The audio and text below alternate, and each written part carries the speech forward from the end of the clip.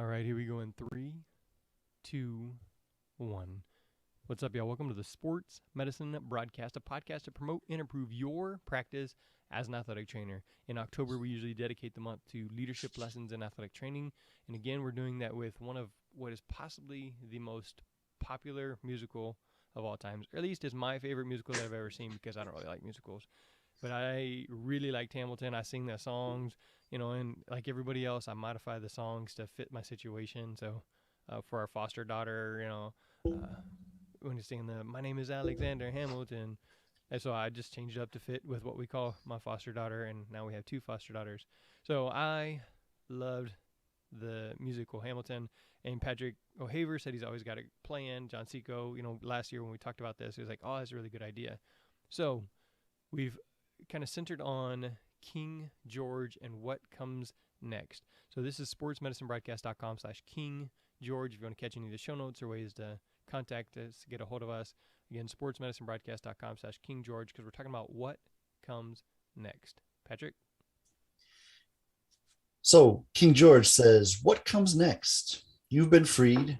Do you know how hard it is to lead? You're on your own. Awesome. Wow. Do you have a clue what happens now?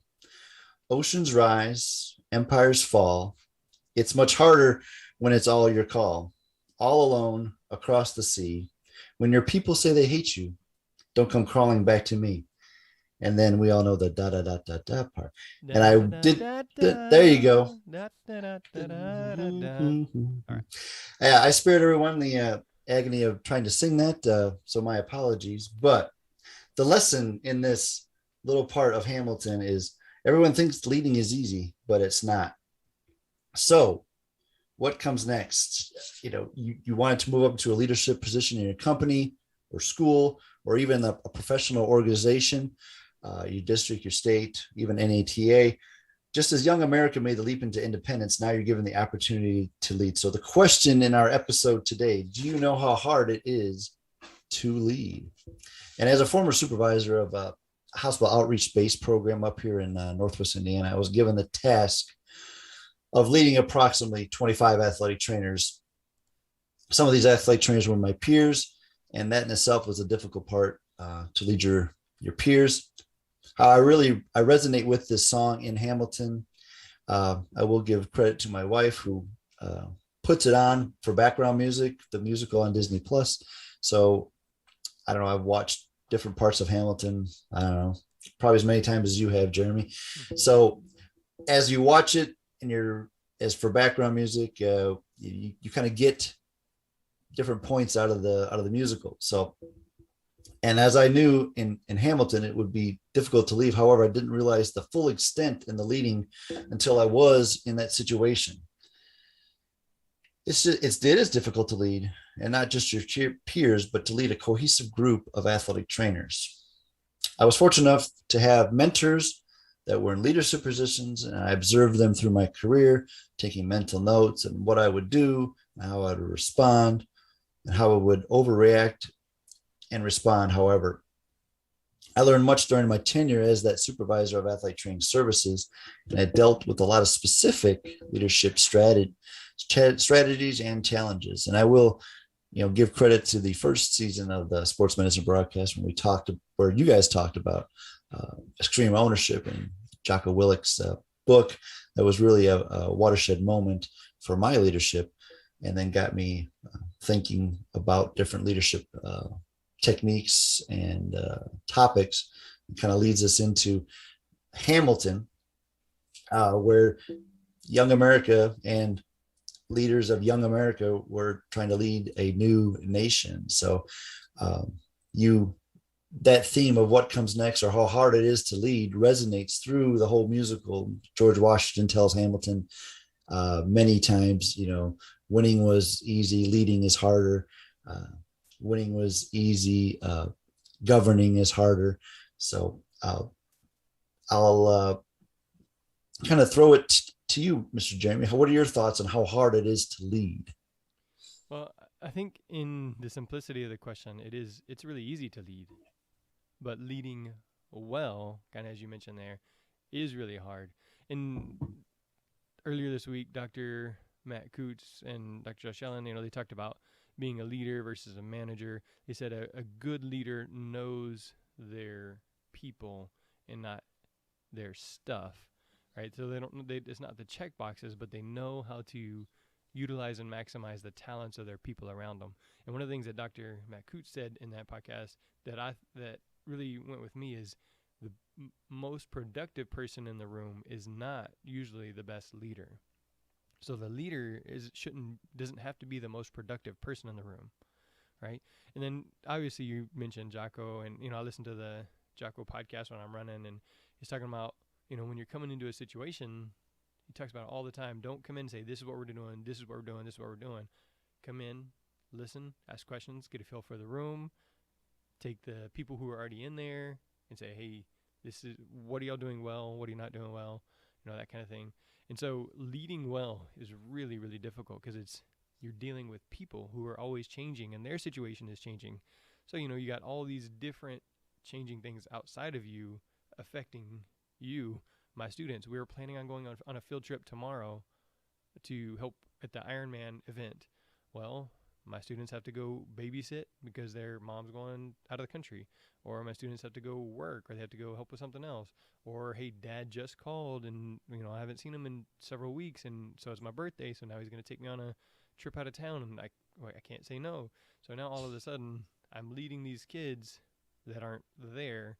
So it's adapting to that situation, leading them well. And it's like, okay, well, you know what? Hey, we're in high school. This is not a job. This is not life or death. Hey, if my kid was in that situation, if I'm taking my kid out of town, I don't really care what you say as a coach or athletic trainer. I'm going to take my kid. I'm not asking you for permission to take my kid, so you got to deal with it. Okay, cool. So me, Jeremy, the athletic trainer at Pasadena, I have to deal with those conditions and have to be able to lead them as their situation changes and as they deal with and navigate their family life. So leading is pretty easy. Leading well is super hard, and that's why we've talked about it for now the third year. There's thousands. I think I looked up last year. I think there's 13,000 books dealing with leadership, and that was last year. And so I think at this point there's probably 20,000 since everybody wrote a book over COVID. So true. Yeah, I just think that but here's my also thought is everybody wants to be in that leadership role, kind of like Hamilton wanted to be in that leadership role, or Aaron Burr wanted to be in that leadership role. But did they truly know? I think people want to be, I want to be the boss, but then when you get into the room where it happens, like I said, maybe it's not as easy as you once thought, or it's, wow, this is a lot harder than I anticipated. And, I can't rule like King George. I can't just say it is what it is. You got to collaborate. You have to, take other people's thoughts, opinions, and formulate a cohesive plan. So that's, I see a lot of younger professionals that want to, I won't do, I guess the other good examples, I'm not going to do it the way he did it or she did it, or that was a bad decision on his part. So I would have done X, or great example, Monday morning quarterback, or, hindsight's always 2020. Of course, it's easy to think, okay, well, that didn't work out for him or her, but they, I would have done X, and then, but does that really make you a better leader? What if you would have done, you don't know what happened at what they say, the higher altitude or the higher level of their organization, what's going on that you are not privy to. So that's one of the easy or the harder things to know is, and I'm guilty of it as well, but I'm not in that room sometimes. And I'm not in that room now where the leadership happens for organizational structure and decisions. I want to be, but my role has changed now, unfortunately. So last year, at the end of the year, I was doing a podcast with Casey Polk and talking about Sway and all that other stuff. But it just so happened, like right at the end of the year, there was a position of leadership, which was basically my supervisor was leaving. And so I applied for that. And being one of the more senior athletic trainers in the district, I felt like I was a pretty good fit. I had an idea of what was going on in the district, of what different people needed, things like that. And I think, I was one of the 5 final candidates interviewed. I didn't get that job. And so then there's a mix of, I'm a little disappointed, but really I'm fine with it. Because in the interview, I told him, I said, I live here in Pasadena. My kids go here. I work here. If you guys don't pick me, I'm still going to work at Pasadena High School. I'm not wanting to leave my job where I am. I'm just wanting to help lead us to something better. And then, with all this stuff, I've talked to the guy, Matt. He was an athletic trainer in the Houston area. And, we've been friends for a long time. And I told him a couple weeks ago, I was like, hey, dude, I'm glad that you got the job and not me. Because obviously he knew I was applying. And I wanted to make sure that he knew that I wasn't like upset or anything. It wasn't his decision. And then, as we continue to talk and talk about things that are going on, my whole goal is to help him lead us to something better, right? It wasn't ever about, I need to be in that position. I need that for me or for whatever, or I'm the best person. I'm like, no, I want the best person here. That's why I sent out a huge email saying, hey, come either be my boss or take my job, because I wanted either the best person there or the best person here to replace me to work with Sophia and these kids that I would be leaving. And I think that's an important step, is not needing that position. Like I want that. It's like, you know what? I'm just gonna lead where I am. I want to help. I want to do this. But then again, when I take a step back and after I've talked to Matt and just some of all the new COVID policies and the new this policy and that policy and that stuff, honestly, I'm terrible. Like it doesn't interest me at all. I don't care. I'm like, Right. Just tell me. Just make it really simple. This is what we're doing. That's it. Good. I'm good with it. I don't care anymore. Just tell me. And so realistically, like I've told him before, I'm glad it was you and not me, because I think you're better for this job. There was a change where this, said, hey, we want everybody wearing pants on the sidelines and not shorts at a varsity football game. And for a long time, that's not been a requirement, an issue. And then if I was to step in and say that, well, that makes a big difference versus me that's been here, that's, everything's been okay with it, versus somebody new coming in saying, hey, this is the new expectation. This is what we're going to do.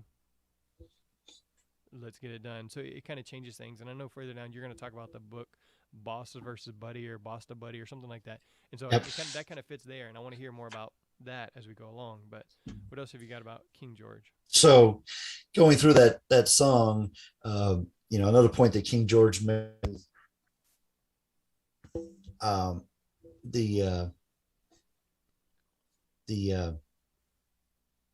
was, when your people say they hate you, don't come crawling back to me. And as a recovering people pleaser, that's kind of, that is off a roll off of Strengths Finder, people pleasing. Then I strive to make everybody feel equitable and try to look for the win-win situation. And I want everybody to be relatively happy. But during my time, I noticed, or I felt that win-win doesn't work out sometimes. And somebody's going to be angry with your decisions that you are not angry, disappointed, or not like your decision. But I wouldn't say my employees hated me, but some of those decisions didn't meet with high favor. And as you can probably, figure out, it just wasn't, all super, super easy. So our leadership team, we did a kind of a 360 survey, an employee yearly, we did a Google survey, or SurveyMonkey, 10 questions. It's like how you think things are, how you're treated, how you feel like you're engaged, what things you like change, or like things do you like.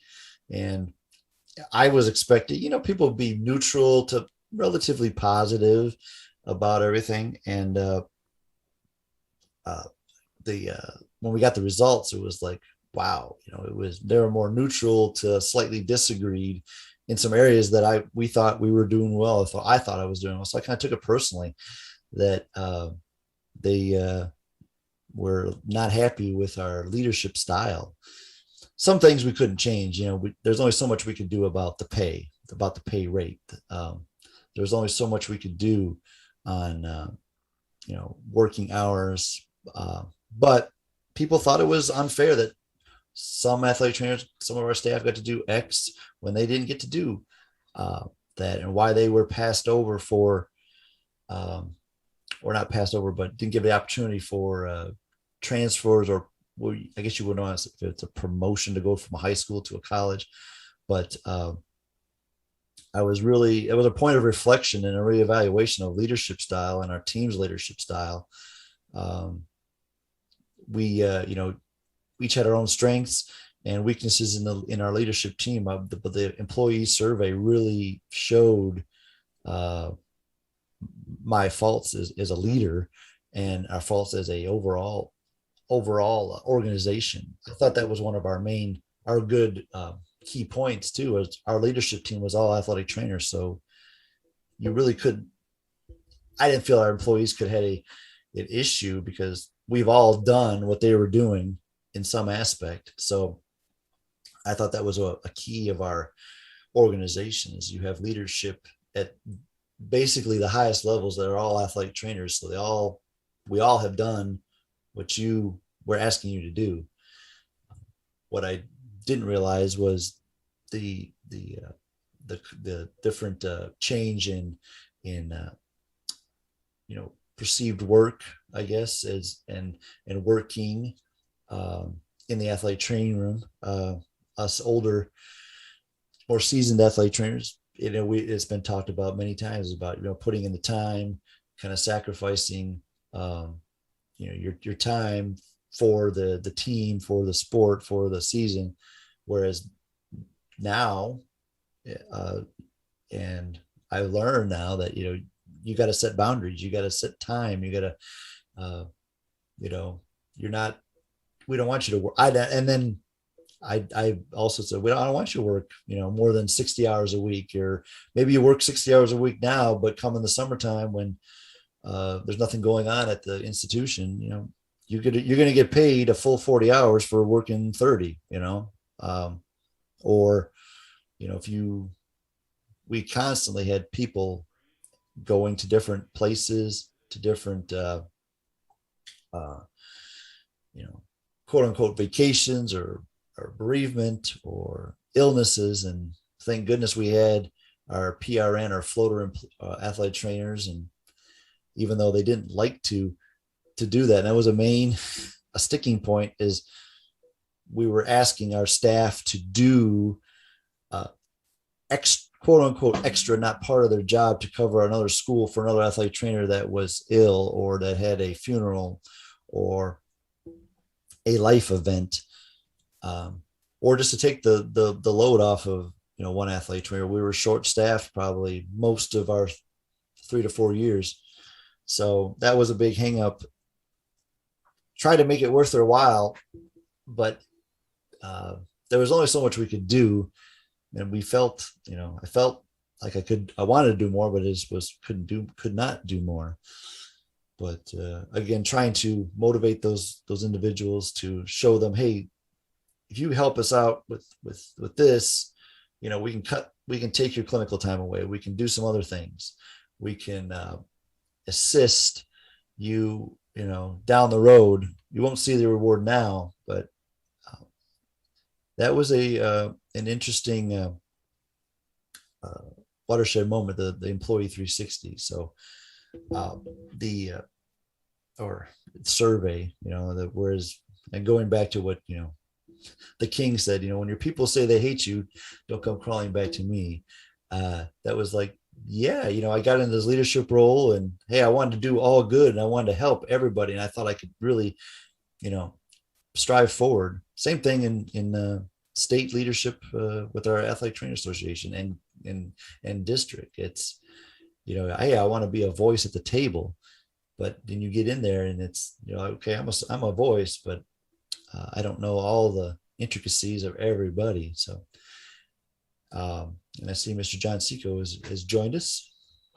So, John, we're talking about the King George and what comes next. So, love to hear your thoughts on what you think about the song of King George and what comes next and how hard it is to lead.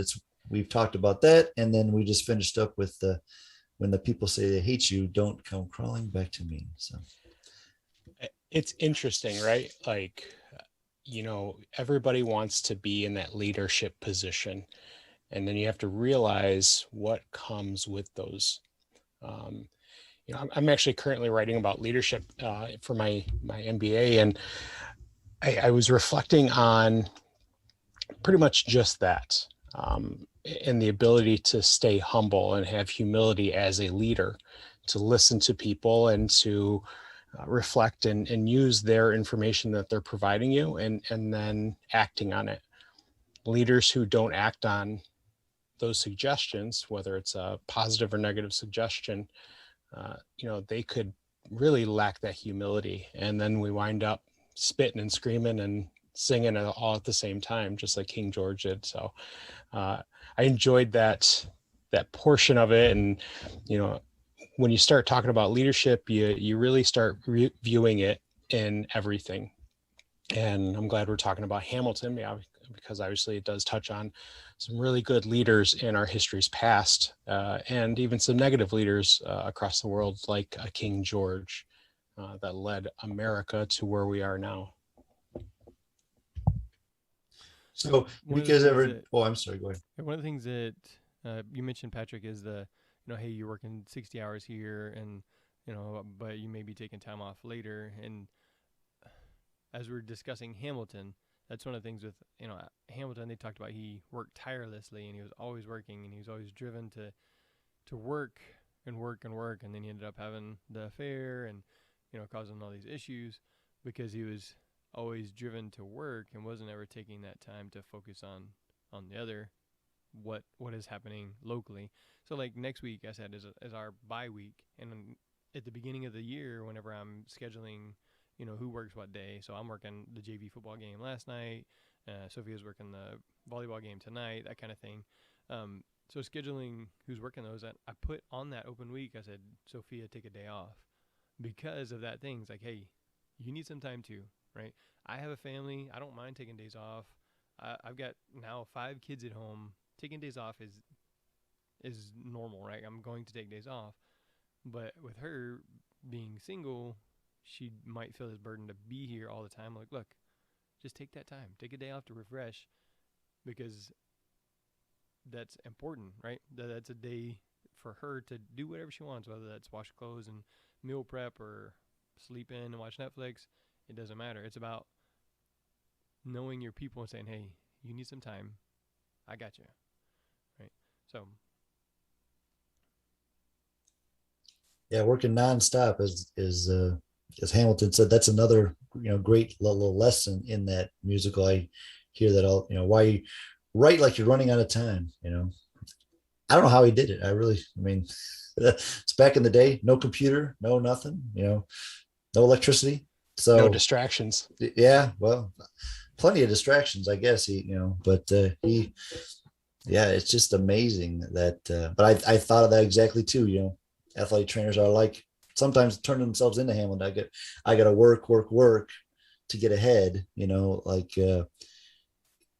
Aaron Burr says to him, that Hamilton writes like he's running out of time. His face is an uphill climb the whole time because he has to prove himself. So he feels like he has to outwork everybody to prove himself. Whereas Burr was, as he says, a trust fund baby. So, that's another theme that intertwines through that whole musical is, and I think about athletic trainers who feel like I have to outwork you to show that I'm better than you. And that kind of goes back to what we've talked about before is, wearing busy as a badge of honor is one of my podcasts talk about many times. Or, hey, I put in 60 hours this week. What did you do, John? You did 40. Well, okay, I'm better than you.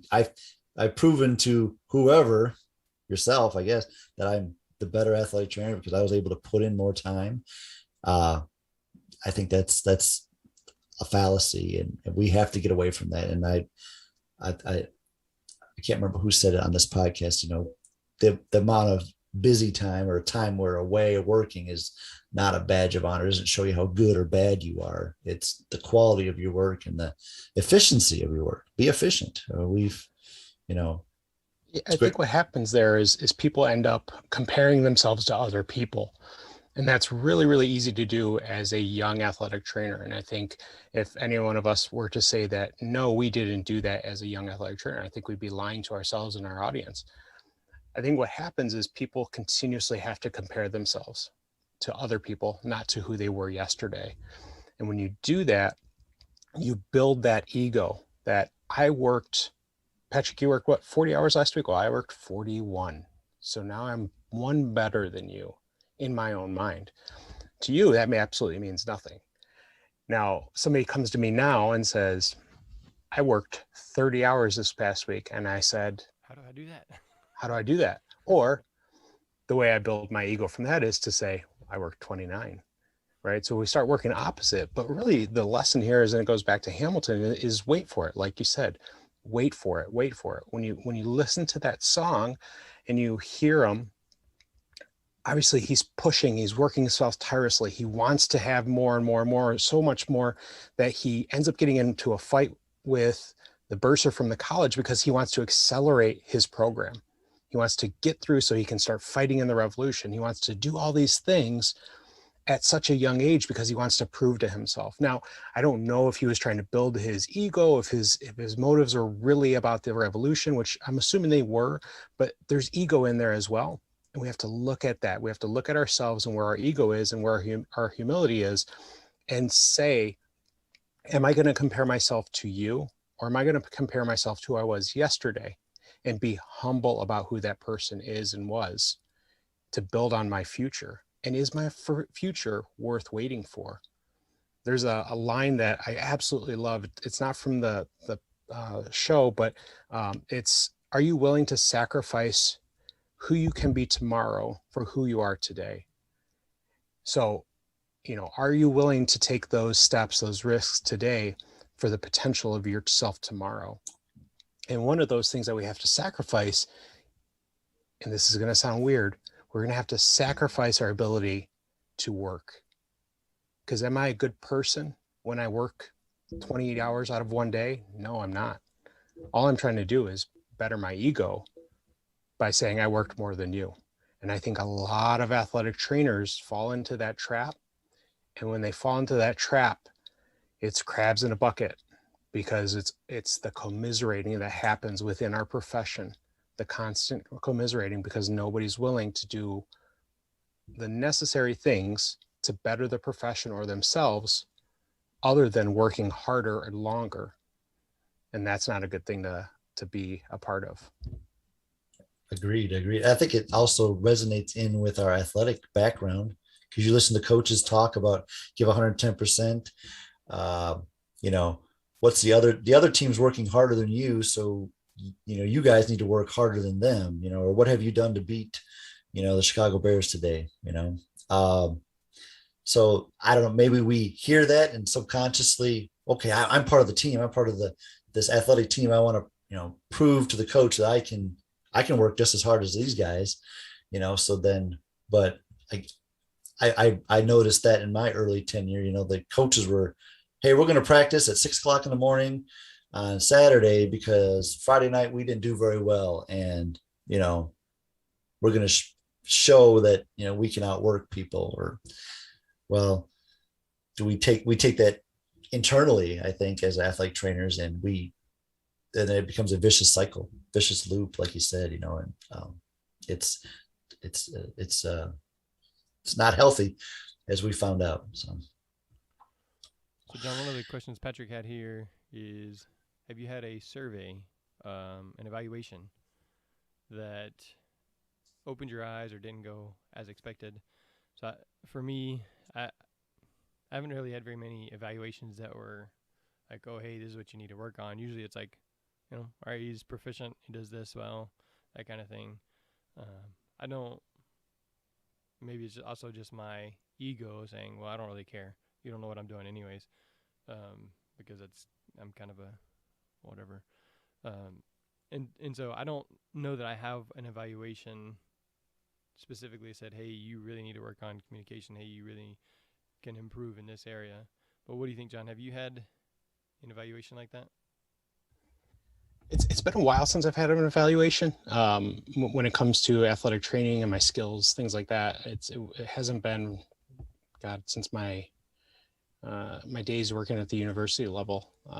And those analyses were, they were overseen by our district head, or not district head, I'm sorry, our department, within the athletic department. So it was an AD looking at it, and he knew nothing about what we did. And so those did fall on deaf ears, whether it was what can we do better, or what do you need to do better? The communication was just, it was terrible, because they saw what we did as one way, and we saw it another way, and we weren't able to communicate on that. And couple that with a young 22-year-old athletic trainer who we just spoke about, there was going to be zero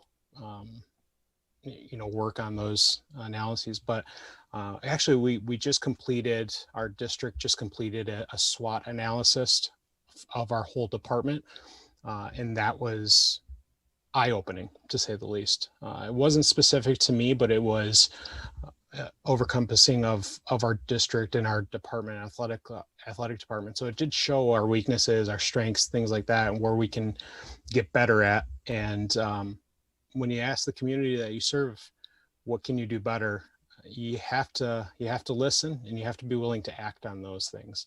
Because when you don't act, you're going to lose a lot of trust within the community and the people you serve. That's true. You got to act on the surveys, and that's what we did. So, taking it to another level here, George Washington said, winning is easy, leading is harder. We talk about leading your peers is probably the most difficult, where you have been in the trenches with somebody as a co-worker, and now you're leading them as a supervisor. There's been athletic trainers that I still work with, and we're back to being coworkers now versus supervisor employee.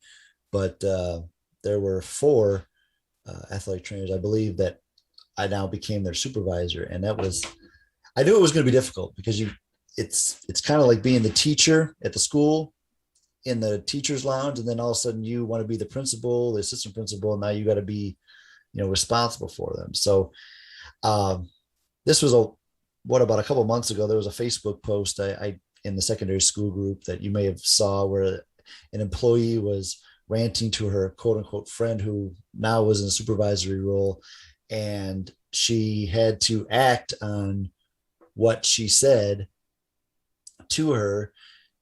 The employee took it as, hey, I'm talking to my friend, I'm ranting about how whatever happened, bad it was, and the friend, who now supervisor, couldn't not act on what she had learned, so she had to report her to her supervisor, and then there was some repercussions. And then the friend was very upset that she turned her in, and that is a line I never wanted to get into, and I'm not exactly sure what was said or what it was about, or what, I don't believe she was fired over this, but I did a lot of anecdotal reports on a lot of our employees, just to make modifications to their quote unquote behavior. Because if you tell a person, hey, I'll take Jeremy's example, we need to wear pants on Friday night, and if I show up at your game and you're wearing shorts or yoga pants, those are not what we discussed. So we're gonna have to write it down, and we're gonna talk about it.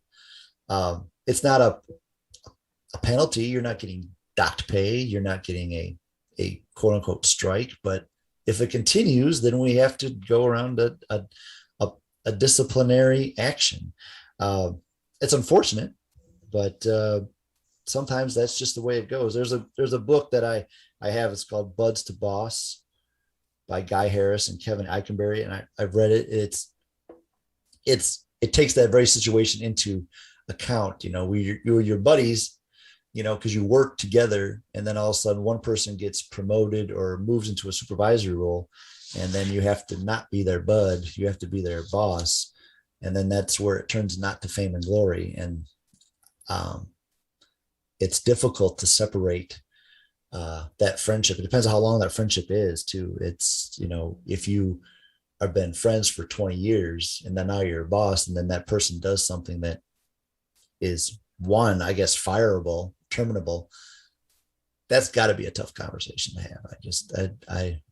Or do you say, well, we've been friends for 25 years, you can let this slide? Well, then you're not doing the position credit too. So what are your thoughts, gentlemen? I have, of course, a book by Jocko Willink sitting right next to me, and that's my only time I'll talk about Jocko this episode and this series. But it reminds me of how to lead, and the chapter of resolute but not overbearing. And I'll just quickly read: a leader cannot be overbearing, but the dichotomy here is that the leader cannot be too lenient and let things slide when safety, mission success, and long-term good of the team are at stake. So when we talk about peers, if we go into things as equals and then one person is chosen to lead, you start out with that expectation of being a continuous peer. But when you're working towards a goal and you ask somebody to lead, then they have to lead. And there's two sides to this, in that the subordinate then has to understand that that person is their supervisor, and then vice versa. The best way to go about this is lay out those expectations. Say, listen, I have to lay down the law when I need to. I have to be lenient when I need to. There's going to be times as a friend that you're going to feel that I'm betraying your trust because I have to side this way versus another way. But if you lay out those expectations of the organization, if you lay out those expectations of whatever the mission and the goals are that you're trying to accomplish, then it should be an easier transition to go from that peer to a leader. And that's what we see a lot, is people will take a leadership position, not understand how to be a good leader. They're more of a manager. And then when things go awry because they didn't set the standards that need to be withheld, that's when you have the troubles. So I constantly talk about communication and how important communication is. And as a leader, you have to have foresight too. You have to know that if there's an issue coming up, if you have been a peer or a friend with somebody, you're going to have to know what their response is to that. And you're going to have to, head it off at the path. Because if you don't, then you're going to lose trust of either that peer or other people that are working with you. So it's constant communication. It's trying to get people to understand what you're doing and why you're doing it. And when you're able to do that, I think people tend to fall in line more with what the goals are of what you're trying to accomplish. So I think you should definitely say, if you don't do this, I will send a fully armed battalion to kill your friends and family and remind you of my love. Da da da da. Yeah. Da. My boys sing that all the time. That's like their favorite part of Hamilton. Lay down the expectation. So hey, if you don't do what I say, I'm gonna kill you. Good thought. Yeah, it's funny. So another part I'd like to touch on, it's in King George's song, is truly what comes next. The Young America has just been the Battle of Yorktown. The world turned upside down. America is now a fledgling nation. So King George says, "What comes next?" So you can insert, you're now a new certified athletic trainer, and you're quote on your own. It was a scary time for me. Luckily I had good mentors and good position there, but when I was in the supervisory role, I didn't want any new athletic trainer. We were entry level, job positions that we hired.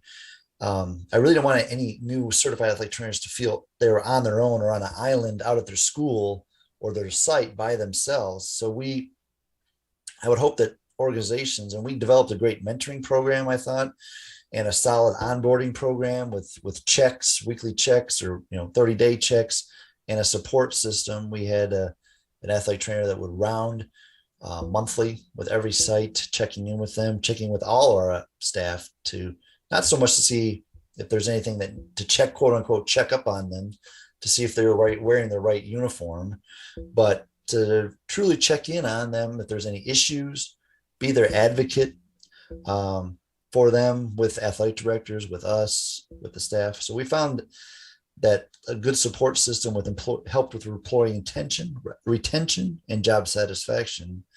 And like I said, I don't want to be King George and say, don't come crawling back to me. You're out of your school, you're on your own. That I always thought that's a terrible way to lead, especially our younger, early career athletic trainers. That leadership is a servant. You need to be a servant to those people, and they should lead and serve those who they lead, and not be a dictator or a king like King George. So what do you guys think about being on your own? I think he gives some really good advice to start. He said, hey, listen, things are going to go bad. Things are going to go really well. And then he ends it right there by saying, don't come crawling back to me. A true leader is going to take a look at somebody, give them the potential for, bad news or what could happen. And, hey, your first day, this could happen. That's a bad situation to be in, but how are you going to be prepared for it? And then instead of saying, don't come crawling back to me, a good leader would really say, come back to me with your issues. How can I help you resolve those issues? How can I help you help yourself resolve those issues? I love looking at terrible leaders because we learn the most. I feel I learn the most from those bad leaders, because it's easier to look at something and say, I'm going to do the opposite for me. And when I look at some of these bad leaders in the historical past, it's like, okay, yeah, that's, this leader was a really good leader, and there's books written about this person. I think if you start pigeonholing yourself into doing things exactly how they would, you could go, astray. But when you look at that and it says, don't come crawling back to me. I know I would never say that to a subordinate, because I want them to come back to me if they need help. And then once again, you have to have humility when they do come back to you, because you may not have the answer. And that means you have to find the answer then. And then you're really testing your leadership skills. So speaking of come crawling back to me, last night at the varsity football game, I had a student from when I worked at my previous high school, George Bush. This is my 15th year at Pasadena. So she Facebook messaged me, said, hey, I'm at the game. And I didn't see it because I'm at the game. But so then she calls me on Messenger. I'm like, what the heck was my phone just buzzing?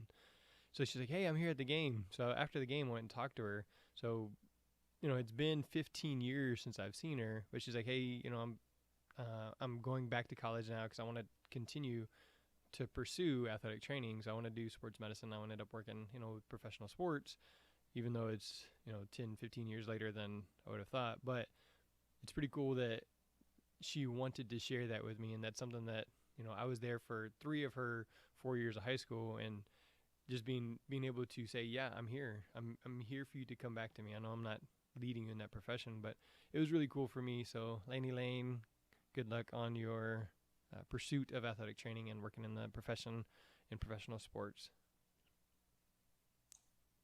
Yeah, that's all great points, John. I mean, you get, as a leader, you want to have that person come back, and that's totally true. And I totally agree. You look at other leaders, and it kind of goes back, echoes what we started at the beginning. You model your leadership style off of other people, and you see what happened earlier. Like, I'm not going to do that. I'm not going to do that. What that person did, I don't want to handle it that way. But it's a lot of learning, You're going to make mistakes as a leader, as we all know. You're going to make mistakes as an athletic trainer as well. You learn from those mistakes. You you don't want to make the big mistake, of course. That's why we are trained and have all of our education. But a mistake is a learning experience. A continued mistake is, or you continue to make the same error, then that's a problem, and you need to correct that. But that's a great point. You model your leadership after other leaders, but also I take that a little bit too. You have to make sure that you don't know what that leader had to do and what their higher altitude in the organization. There may be constrained some things that you just don't know, or there are other factors, and that was a good part of my issue with leading in the first part of the episode. We made decisions for the staff, and they didn't like it, or they didn't find favor, but they didn't know that there was so much more at the higher level that I was being told to do or instructed to do, or just physically could not make their wishes happen. It made sense to me. Yeah, sure, it'd be great, but there's all these other constraints that you just are not aware of. And I was not aware of until you get into the room where it happens, as I was saying. So great points, John. Great points. Did we talk about that song yet? I was thinking about that a lot, and where it happens. Yeah. No, we we did a good bit when we were talking about like COVID and stuff. I know that you mentioned that multiple times in the room where it happens. We were talking about COVID. I did. Yeah. It was on my list. I want to discuss that song and that topic, but a little bit differently. Obviously, we want our athletic trainers to be in the room or at the table. But I was really looking at it as a leader, because part of that song is two individuals diametrically opposed enter a room. And when they came out, they agreed. As a leader, sometimes you want to avoid conflict. Conflict is constant friction between two opposing things. And that's a pitfall that some people fall into because they want to avoid conflict. They want to have everything nice and rosy as a leader because that's when it's easy. I've noticed over time that when things are nice and easy for too long, people become complacent. Things become complacent. And when that happens, things start to go awry and you're unable to handle the issues that arise because everybody has fallen in line to a fault and are not entering into conflict to help change the way we think. I thought about it a little bit because you're looking at two oppositions and the friction that's created in conflict.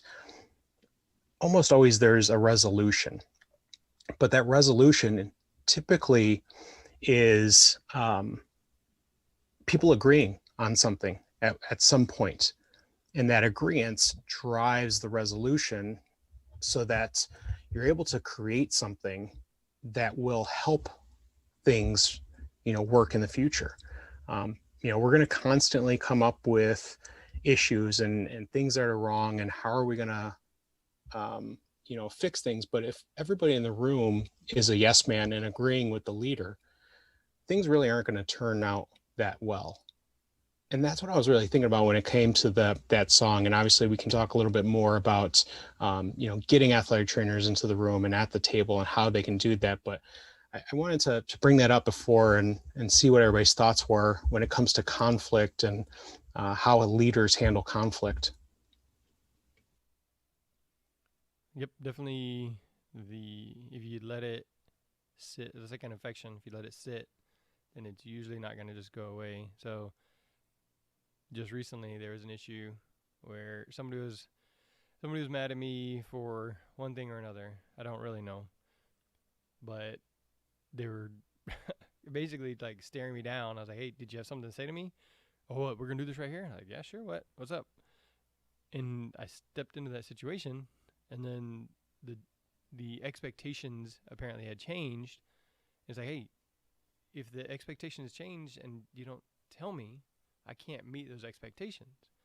And so it's a matter of stepping into that situation and saying, what do you need so that we can move forward, so that we can succeed?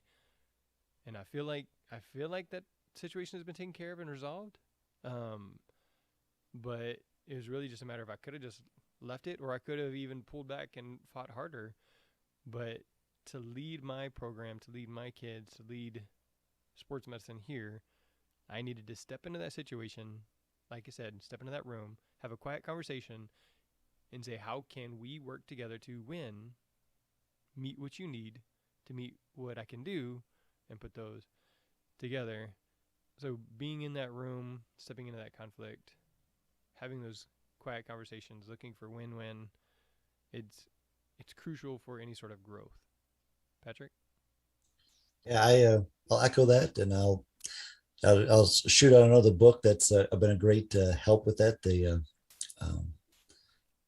It's by oh gosh, I just lost it. It's one of my more favorite books by the FBI former FBI guy. Never Split the Difference. Thank you. And talks about that. He doesn't believe in the win-win too much because to win, somebody has to lose. But you talk about, negotiating, and dealt a lot with that. Going back to the diametrically opposed foes, when they entered that room, what happened? Well, they conceded to put the Capitol in Washington, D.C. to help Hamilton get the votes he needed. So there's concessions that need to be made. As Madison says, how would you like to work or live closer to work? So Jefferson lived in Virginia. So that was kind of the funny part there. So you have to go into that room with concessions in mind. But I just love that part. That's a great part, John, because how did that happen? There was no text messages. There was no internet. They just talked and went into a room where it happens, into the room, just those two guys or three guys, Madison, Jefferson, and Hamilton, I think, kept Burr out. So it was all quote unquote secretly done. And now you come out of the room. Okay, the Capitol, we're going to move the Capitol from New York to Washington, D.C. We're going to give Hamilton his votes for the plan for the Treasury. And 200 and some years later, this is where we're at. It's it's just amazing. I don't know how they did that. There's a lot of things in history in the early 1800s, late 1700s. How did it happen? How did they know? There was no Twitter. I can't text, I'm in Indiana. How do I tell Jeremy in Texas, how does he know what I'm going to do? I have to send it in a letter with a horse to get to Pasadena, Texas. When does that get there? 3 weeks from now? I don't know. And that's if everything stayed, together. There's no electricity. So, John and I maybe can communicate within about 2 weeks because he's in Detroit and I'm over here near Chicago. So maybe the Pony Express or the horse carriers were carrying letters faster. But gosh, it just amazes me how they were able to do all of this collaboration and hammer out a nation with none of the modern conveniences we have or inconveniences we have. No Facebook Live, no Zoom call, no. It was just, 13 guys, 14 guys hammering out stuff. And then now we're at where we're at today. It's amazing. It's amazing. And they made concessions to hammer out a nation. So. And I want that to be kind of the lesson is you're going to have to make concessions in your future. You're going to have to make concessions with issues that arise, whether they're personal, professional, and you're going to have to be okay with conflict. Now, that doesn't mean you're going to have to fight everybody that you come in contact with, but you're going to have disagreements, and you're going to have to be okay with making a concession on a disagreement, or You're going to have to be able to adequately articulate what your needs are so that the other person can concede. But it doesn't mean that you have to fight the person. It doesn't mean that has to be physical. But you have to be smart enough to know that you will have conflict. You will have to concede yourself, and you will have to spend more time convincing the other person of your point of view. And they talk about it in the show. We don't know what happened. I'd love to know what happened in that room. But think about your job right now. What conversations are happening in rooms that you don't know about? We said this last year. Let's get at the table.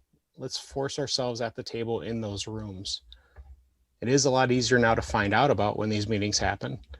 So keep your ear to the ground as a young athletic trainer. Understand that you have something to offer, but also be willing to concede if you don't get your way. And that's a hard lesson too for many people to learn. And unfortunately, a lot of times people don't learn that lesson, and they go on about their lives very unhappy because things don't always go their way. So one last thought before we wrap it up. I was talking with our new district athletic trainer, so again, my supervisor, Matt, and he said they had a really small athletic training facility, and they were actually getting ready to take away that athletic training facility because they were building a new building and something like that. And one of his coaches said, hey, you need to be at this meeting tomorrow because they're discussing how they're going to get rid of your athletic training facility. But they hadn't talked to him at all. And so again, it's about building up those allies and people who are gonna fight or battle for you or keep you informed, because sometimes they just don't inform you. And again, you do need to be in that room and you need to make yourself known. So one of the things we're trying to do is take this area, which is actually the podcast studio, and we kind of, on the other side of it, it's a classroom and kind of a storeroom, but it is wall to wall with our athletic training facility. So what we would like to do is, instead of doing all of our rehabs out in the hallway that everybody walks by, is we'd like to punch a hole in the wall and make this side into a functioning athletic training room. And so one of the ways that we're doing that, obviously we're collecting data, but we're just having conversations like, man, I think it'd be really cool if we could do this, and how can we do this? So then, as I'm talking about it with some of the coaches, they may mention it to one of the assistant principals or somebody they know or whoever else, and it's just about telling people, getting them on board, giving it an opportunity to grow and basically become somebody else's idea, so that if you're not in the room, then they can say, hey, you may want to be in the room. So that's my final thought there with Hamilton. There's lots of really good stuff, and I definitely love the music. All right. Agreed, man. So one of the big things we're talking about here is come crawling back to me if you're ever on your own. I just recently heard from Caleb Lott on Facebook. He is an athletic trainer. He was on way back in the day. He was at the Shanghai American School, and so now he's in Taiwan, I believe. But he reached out, and he was pretty much on his own. He was isolated, and that was back in the day before video calls were really good, and there was a lot of censoring of internet coming in and out of China, and so he was pretty isolated. And so we're looking just to hear your story. Have you been on your own as an athletic trainer? Have you been isolated? Just share some of your story with us. We'll maybe use it for a piece next year, or maybe have you be the guest there with me and John, or Patrick and John, or something like that, and you get to share your story and how you've kind of grown and how you were part of all these conversations, being in the room where it happened. So Patrick, somebody wants to reach out and get a hold of you, what's the best way? Probably email patc1996@msn.com is my personal email. I also have a school email, pohaver@highland.k12.in.us. Twitter, I'm on it. You can DM me if you wish. PATC1996. Probably the best ways. All right, so look for Twitter. And if you're listening earlier this week, we talked to Dr. Matt Cooge. John said his website to get all of his contact information is twitter.com/JOHNCIECKO, also known as John Seco on Twitter. Is that still accurate, John? That is very accurate, yes. So going with the theme, you can reach Patrick O'Haver on Twitter. You can reach John Seco on Twitter, or you could reach me, Mr. Jeremy Jackson, on Twitter. We would like to hear your story and share your story of being on your own, of partaking in leadership, of your growth story as an athletic trainer. And again, continue to help improve your practice as an athletic trainer and improve the profession.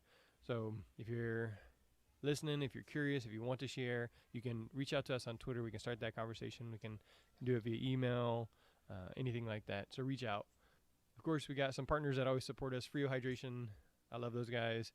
Physicaltherapy.com. So recently we started doing blood flow restriction. Part of the reason we got that is because of their donation to the program that helped pay for the extra that we also got a grant from. So physicaltherapy.com/one-free course. Great way to get started on your CEUs. I know I think every day I get 2 or 4 people signing up for the website where we can get free CEUs on the Sports Medicine Broadcast website. But if you need some more, it's about $99 for a year of physicaltherapy.com, and you can get the first course free. So physicaltherapy.com/one-free course. And then there's a couple other. So if you're going with Myotech, sportsmedicinebroadcast.com/Myotech. Hoist Hydration, you can use the code DSMB for MedBridge or Mark Pro, any of that stuff. This is sportsmedicinebroadcast.com/King George. Again, sportsmedicinebroadcast.com/King George, as we were talking about King George and Hamilton and come crawling back to me. So for John, Jeremy, Patrick, Hamilton the musical, and the Sports Medicine Broadcast, that is a wrap. Thanks.